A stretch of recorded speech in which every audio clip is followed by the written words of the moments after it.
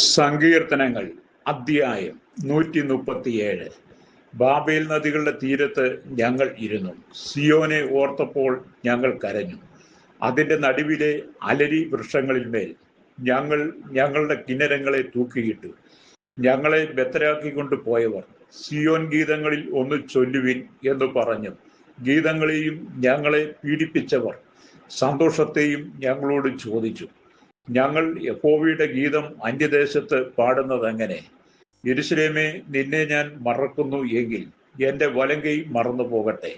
നിന്നെ ഞാൻ ഓർക്കാതെ പോയാൽ, യെരൂശലേമിനെ എൻ്റെ മുഖ്യ സന്തോഷത്തെക്കാൾ വിലമതിക്കാതെ പോയാൽ, എൻ്റെ നാവ് അണ്ണാക്കിനോട് പറ്റിപ്പോകട്ടെ.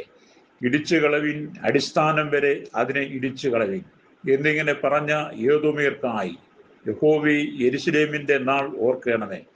നാശം അടുത്തിരിക്കുന്ന ബാബേൽ പുത്രിയെ, നീ ഞങ്ങളോട് ചെയ്തതുപോലെ നിന്നോട് ചെയ്യുന്നവൻ ഭാഗ്യവാൻ. നിന്റെ കുഞ്ഞുങ്ങളെ പിടിച്ച് പാറമേൽ അടിച്ചു കളയുന്നവൻ ഭാഗ്യവാൻ.